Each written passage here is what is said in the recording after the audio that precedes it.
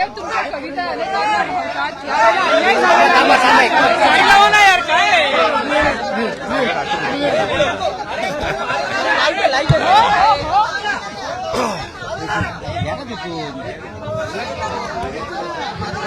Sir काय सांगाल आज तुम्हाला अर्ज दाखल करण्यासाठी तुम्ही आलेले आहात.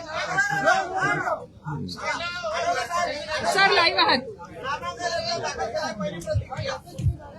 पहिली प्रक्रिया हीच आहे की आज मी तिसऱ्या वेळेला राज्यसभेचं नॉमिनेशन भरलेलं आहे, फॉर्म भरलेला आहे. मी लोकसभेमध्ये 3 वेळेला निवडून आलेलो होतो आणि राज्यसभेमध्ये तिसऱ्यांदा निवडून येण्याची संधी मला मिळालेली आहे. कदाचित रिपब्लिकन पार्टी ऑफ इंडियाच्या कोणत्याही नेत्याला तिसऱ्या वेळेला राज्यसभा मिळाली नसेल. म्हणजे राज्यसभेवर आपले काही नेते होतेही, पण पहिल्यांदा मला अशा पद्धतीची संधी मिळालेली आहे. नरेंद्र मोदीजी, अमित शहा यांनी माझ्याबद्दल अत्यंत चांगला विचार केलेला आहे. देवेंद्र फडणवीस यांचा प्रयत्न मला राज्यसभेवर आणण्याचा होता आहे आणि त्यामुळं मला आणि माझी जी जनता जी आहे ही माझी जनता देशभरातली, महाराष्ट्रातली खुश आहे आणि लोकांच्यावर होणारा अन्याय जो आहे तो दूर करण्यासाठी मी संघर्ष केलेला आहे आणि मला सामाजिक न्याय आणि अधिकारी मंत्रालयाचं जबाबदारी दिलेली आहे नरेंद्र मोदी साहेबांनी. त्यामुळे सामाजिक न्यायाच्या बरोबर आर्थिक न्याय देण्याची भूमिका माझी आहे आणि या देशातल्या संपूर्ण गरिबांना न्याय देण्यासाठी मला ही संधी मिळालेली आहे आणि मी नक्कीच भारताच्या विकासासाठी, महाराष्ट्राच्या विकासासाठी मी सातत्यानं प्रयत्न करत राहणार आहे आणि महाराष्ट्रातल्या आमदारांनी मला तिसऱ्यांदा या ठिकाणी राज्यसभेवर पाठवलेलं आहे आणि मला तर राज्यसभेवर बीजेपीनी पाठवले. मला राज्यसभेवर बीजेपीनी पाठवले कारण माझं नावच आहे रामदास आठवले. त्यामुळं बीजेपीने मला तिसऱ्यांदा राज्यसभेवर पाठवलेलं आहे आणि मी नक्कीच त्या न्यायासाठी मी आवाज उठवत राहणार आहे.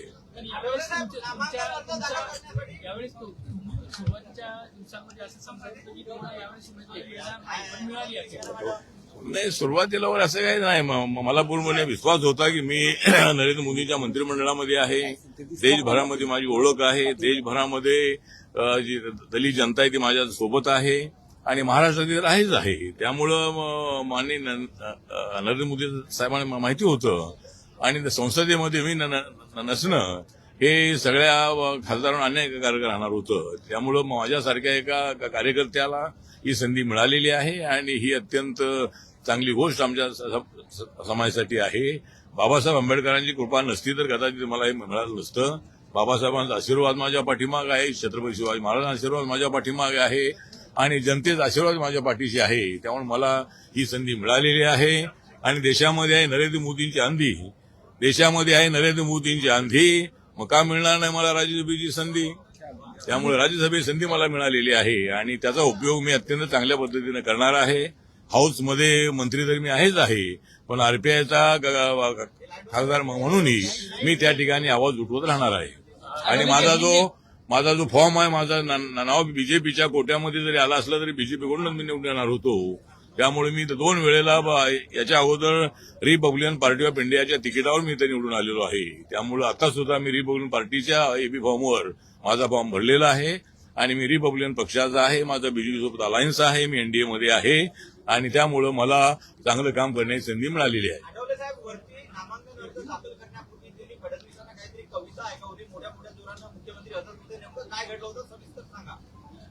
नाही, कविता म्हणजे आता आम्ही बसलो होतो त्यावेळेस मी तर सांगितलं की आजचा मला आगळा वेगळा दिसतो आहे क्षण. आजचा मला आगळा वेगळा दिसतो आहे क्षण कारण देवेंद्र फडणवीस यांच्या कपड्यांचा, त्यानंतर विनोद तावडे यांच्या जॅकेटचा, आशिष शेलार यांच्या जॅकेटचा आणि बावनकुळे यांच्या जॅकेटचा आणि माझ्या शर्टाचा जो रंग आहे तो आहे रिपब्लिकन. आमच्या सगळ्यांचा रंग आज होता रिपब्लिकन, म्हणूनच आजचा आगळा वेगळा होता क्षण. मला नरेंद्र मोदींनी दिलेलं आहे राज्यसभेचं धन, मला नरेंद्र मोदींनी दिले आहे राज्यसभेचं धन आणि म्हणूनच माझं आणि माझ्या सगळ्यांचं खुश आहे मन. तर हे मी त्यांना सांगितलेलं होतं आणि मी काम करत राहणारा मी कार्यकर्ता आहे. नेता मी अजिबात नाही, कार्यकर्ता म्हणून माझं पद मोठं आहे. मला राज्यसभा मिळाली किंवा नाही मिळाली तर तरीही राज्यसभा मिळाल्यामुळं मला अजूनही देशभरामध्ये फिरता येणार आहे, काम करता येणार आहे आणि माझं मंत्रिपद जे आहे राज्यसभा मिळाली नसती तर मला मंत्रिपदाचा राजीनामा द्यावा लागला असता. त्यामुळं मी नरेंद्र मोदींच्या मंत्रिमंडळामध्ये असणं हे बीजेपीच्या एनडीएच्या फायद्याचं आहे. त्यामुळं मला तिसऱ्यांदा ही संधी मिळालेली आहे. राज्यसभा में जा रहे हैं आप, राज्यसभा नॉमिनेशन आपने आज भरा है, जो मौका दिया गया है महायुति की तरफ से, क्या कुछ कहेंगे? मतलब महायुति की तरफ से यही कहेंगे कि मुझे राज्यसभा में भेजने का प्रयत्न देवेंद्र फडणवीस साहब का था और माननीय नरेंद्र मोदी साहब, अमित शाह साहब और जो हमारे नितिन नवीन जी जो अभी नई पार्टी के अध्यक्ष बने हैं, सबकी भावना थी कि भाई मेरे जैसा एक कार्यकर्ता जो है कार्यकर्ता संसद में होना चाहिए और मुझे तीसरी बार मतलब राज्यसभा में जाने का मौका मिला है और इसीलिए मुझे लगता है कि मैं देश के लिए काम करता रहूंगा, महाराष्ट्र के लिए काम करता रहूंगा, मेरे दलित जनता के लिए काम करता रहूंगा, झुग्गी झोपड़ी लोगों को न्याय देने के लिए मैं काम करता रहूंगा. तो इसीलिए मुझे काम करने का मौका मिला है. मंत्री पद तो मेरे पास ही है, लेकिन राज्यसभा ना होती तो मेरा मंत्री पद जाता था. तो इसीलिए मैं सभी लोगों के लिए काम करता रहूंगा और नरेंद्र मोदी जी का जो विजन है देश को डेवलपमेंट की दिशा से आगे बढ़ाना है, देश की इकोनॉमी 4 नंबर से 3 नंबर पर लानी है, उसके लिए गरीबों को गरीबी से हटाना होगा और हर गांव की इकोनॉमी डेवलप करना होगा. उसके लिए मैं काम करता रहूंगा. नीतीश कुमार के रूप में आपको नया साथी मिलने जा रहा है. हाँ, तो मतलब नीतीश कुमार जी के माध्यम से तो हमें एक अच्छा मिल रहा है राज्यसभा में साथी. नीतीश कुमार के माध्यम से हमें बहुत ही अच्छा मिल रहा है राज्यसभा में बहुत बड़ा साथी, लेकिन मेरे पास नहीं है हाथी. तो जो हाथी है वो मायावती के पास है हमारा हाथी.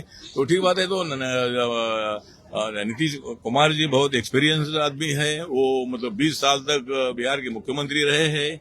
इसके पहले वो एनडीए में जब अटल बिहारी वाजपेयी जब प्राइम मिनिस्टर थे तब नीतीश कुमार जी रेल मंत्री थे, वो एनडीए में थे और आज भी वो एनडीए में है. इसका हमको बहुत बड़ा गर्व है.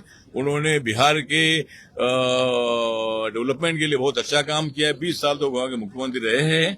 तो उनका हमको राज्यसभा में बहुत अच्छा उपयोग होगा. पुराना साथी वापस मिल रहा है, खुशी है इस बात की. पुराना साथी वापस मिल रहा है. हाँ, मतलब पुराना साथी वापस मिल रहा है ना, वो तो हमारे साथ थे ही. मतलब हमारे साथ थे ही. नीतीश कुमार जी सोशलिस्ट लीडर है और वो एनडीए में है. मैं अम्बेडकराइट हूँ, वो सोशलिस्ट है और हम सब लोग मिलकर देश को आगे बढ़ा रहे हैं और देश खुशहाली से आगे बढ़ेगा, ऐसा हमें पूरा विश्वास है. अटल जी, सबसे अहम सवाल, कहा जा रहा है कि बीजेपी की लिस्ट में आपका नाम आया, मतलब आप बीजेपी के उम्मीदवार हो, लेकिन एबी फॉर्म किसका भरा? आपने अपनी पार्टी का भरा कि बीजेपी का? नहीं, वही तो मैंने बोला ना, मैं 2 बार जो राज्यसभा में आया था मैं आरपीआई की टिकट पर मैं आया था. बीजेपी का कोटा मतलब बीजेपी के एमएलए से मैं चुनकर जाने वाला हूँ. इसीलिए मेरा नाम बीजेपी अनाउंस करेगी एज एनडीए करके. इसीलिए बीजेपी के लिस्ट में मेरा नाम इसलिए आया है कि मैं बीजेपी के सपोर्ट से चुनकर आने वाला हूँ. लेकिन मैं 2 बार रिपब्लिकन पार्टी के टिकट पर ही मेरा फॉर्म भरा था और आज भी Republican party of India K ticket per he Maine form भरा है.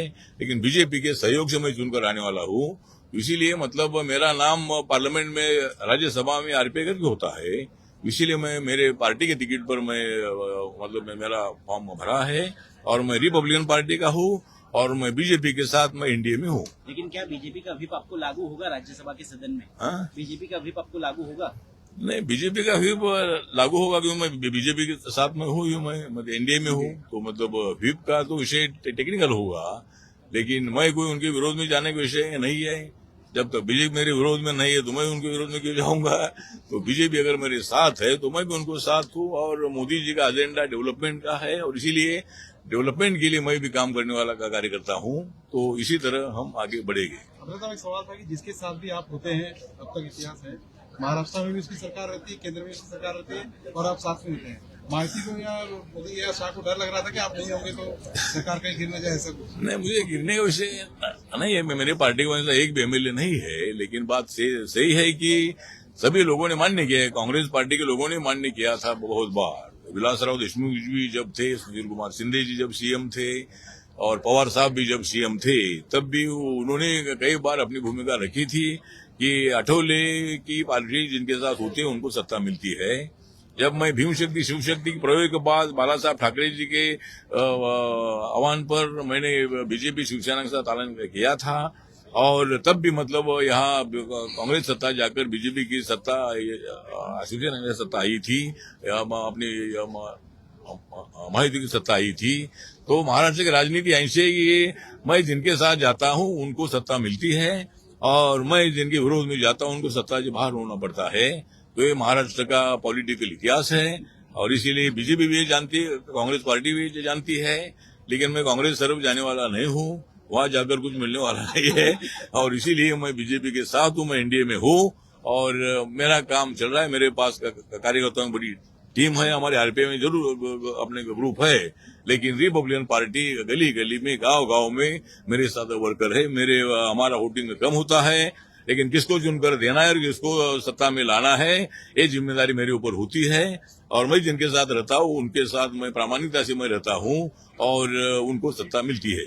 एक प्रश्न म्हणजे भाजपच्या कोट्यातून राज्यसभेवर जाणार आहे, मात्र एबी फॉर्म हा नेमका कोणाचा लावलेला आहे, कशा पद्धतीनं? हा, तर आज मी जो फॉर्म भरलेला आहे याच्या अगोदर मी 2 वेळेला 2014 मध्ये आणि 2020 मध्ये 2 वेळेला मी भारतीय जनता पार्टीच्या सहकार्याने त्यांच्या पाठिंब्याने 2 वेळेला मी राज्यसभेवर गेलो होतो आणि त्यावेळेला मी रिपब्लिकन पार्टी ऑफ इंडियाचा एबी फॉर्म वापरला होता। आज सुद्धा बीजेपीच्या कोट्यातून जरी माझं नाव जाहीर करण्यात आलेलं असलं तरी बीजेपीच्या पाठिंब्यावरच मी निवडून येणार होतो, कारण माझ्या पक्षाचा आमदार इथं एक नाही। त्यामुळं माननीय नरेंद्र मोदीजींनी, अमित शाह साहेबांनी आणि देवेंद्र फडणवीस यांच्या प्रयत्नांनी मला बीजेपीच्या माध्यमातून मला राज्यसभा मिळालेली आहे आणि आज फॉर्म भरताना मी माझ्या पक्षाचा, आरपीआयचा, रिपब्लिकन पक्षाचा एबी फॉर्म लावलेला आहे। त्यामुळे रिपब्लिकन पक्षाचा म्हणूनच मी या राज्यसभेच्या निवडणुकीमध्ये उतरलेलो आहे, पण मला पूर्णपणे पाठिंबा बीजेपीचा आहे, बीजेपीच्या आमदारांचा आहे आणि त्यामुळेच मी निवडून येणार आहे आणि राज्यसभेमध्ये माझं नाव रिपब्लिकन पार्टी ऑफ इंडिया म्हणूनच त्या ठिकाणी असतं। तर आता सुद्धा मी आरपीआयच्या तिकिटावरच मी इलेक्शनला उभा राहिलेलो आहे, पण भाजपच्या पाठिंब्याने उभा राहिलेलो आहे आणि भाजपचे आमदार मला निवडून देणार आहेत। मुख्यमंत्र्यांची तुम्ही अगोदरच्या दिवशी तुमचं नाव जाहीर झालं का आणि त्या अगोदर तुम्ही मुख्यमंत्र्यांची देखील भेट घेतली, काय नेमकी तेव्हा चर्चा झालेली होती? नाही, चर्चा ही झालेली होती की आपल्याला राज्यसभा मिळणार की नाही किंवा अशी काही चर्चा होती, परंतु मुख्यमंत्र्यांनी सांगितलं की मी स्पष्टपणे सांगितलेलं आहे की आठवले आमच्या सोबत या ठिकाणी आहेत आणि त्यांचा उपयोग आम्हाला त्यांच्या पक्षाचा मोठा आहे आणि त्यामुळं त्यांना राज्यसभा मिळणं अत्यंत आवश्यक आहे। ते आपल्या केंद्राच्या मंत्रिमंडळामध्ये राहणं अत्यंत आवश्यक आहे। हे मी वरती अमित भाईंना वगैरे सांगितलेलं आहे, नितीन नबीन यांना सांगितलेलं आहे, पंतप्रधानांनी संपर्क साधलेला आहे आणि तुम्हाला राज्यसभा मिळालीच पाहिजे अशा पद्धतीची भूमिका त्यांनी वरती मांडलेली होती आणि नक्कीच आपल्याला राज्यसभा मिळेल अशा पद्धतीचा विश्वास सुद्धा त्यांनी माझ्यासमोर व्यक्त केलेला होता। पण पुढे त्यांच्याबरोबर ही चर्चा झाली होती की आम्हाला महापालिकेमध्ये मुंबईला एकही जागा मिळाली नव्हती, पण पुण्यामध्ये मात्र आमचा डेप्युटी मेयर आहे आरपीआयचा आणि काही ठिकाणी महाराष्ट्रामध्ये 30-40 लोक आमचे निवडून आलेले आहेत, पण ते बीजेपीच्या सिंबॉलवर निवडून आलेले आहेत। कुठं याच्यावर एकनाथ शिंदेच्या सिंबॉलवर आलेले आहेत निवडून, कुठं अजितदादांच्या सिंबॉलवर निवडून आलेले आहेत। पण या ठिकाणी माझी चर्चा झालेली होती, त्याच्यामध्ये आता आम्हाला एक जी 5 नॉमिनेशनच्या ज्या जागा आहेत त्यामधली एक जागा एमएलची आम्हाला मिळावी ही मागणी त्यांच्याकडे केलेली आहे। त्यानंतर महामंडळाचा 1 किंवा 2 चेअरमन पद आम्हाला द्यावीत आणि काय महामंडळाचे मेंबर द्यावेत हे त्यांनी मान्य केलेलं आहे। त्यामुळे आता ज्यावेळेला लवकरात लवकर हे सगळं काम त्यांनी उरकावं अशा पद्धतीची त्यांना विनंती आम्ही केलेली आहे आणि सगळ्या निवडणुका झाल्यानंतर आम्ही हा निर्णय घेणार आहोत, त्यांनी अगोदर आपल्याला सांगितलेलं होतं। तर हीच त्यांच्यासोबत चर्चा आमची झाली होती। आरपीआयच्या संघटना भरपूर विखुरलेल्या आहेत, तर त्या संघटनांना एकत्रित आणण्याचा आपला प्रयत्न असतो। नाही, माझा प्रयत्न आहे की एकच पक्ष, रिपब्लिकन पक्ष असावा अशी माझी भूमिका आहे आणि बाबासाहेबांचं स्वप्न साकार करायचं असेल, गोरगरिबांना, दलितांना, आदिवासींना आणि कष्टकऱ्यांना न्याय द्यायचा असेल तर रिपब्लिकन पक्ष बाबासाहेबांच्या खुल्या पत्रातला असला पाहिजे आणि तो व्यापक असा रिपब्लिकन पक्ष असला पाहिजे।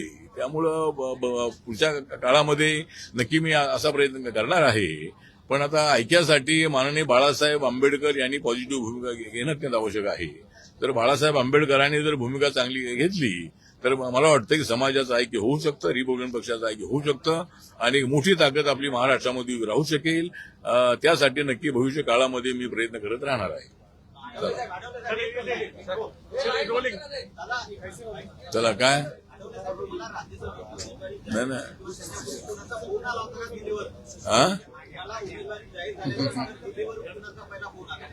हा मला दिल्लीवरून पहिला फोन आला, अमित भाईंचा फोन आला, अमित शाह साहेबांचा फोन आला आणि तो बरोबर 11 वाजता मला फोन आला. आणि 11 वाजता फोन बरं झालं, जर 12 वाजता फोन आला असता तर पण मला 11 वाजता अमित भाईंचा फोन आला आणि अमित भाईंनी सांगितलं की तुमचं नाव निश्चित करण्यात आलेलं आहे, पण लवकर ते जाहीर होणार आहे, ते जाहीर होण्याच्या अगोदर कोणाला सांगू नका, पण तुमचं नाव आपण या लिस्टमध्ये घेतलेलं आहे आणि तुम्ही राज्यसभेवर तिसऱ्यांदा येणार आहात. अशा पद्धतीनं अमित भाईंनी मला फोन करून सांगितलेलं होतं. हा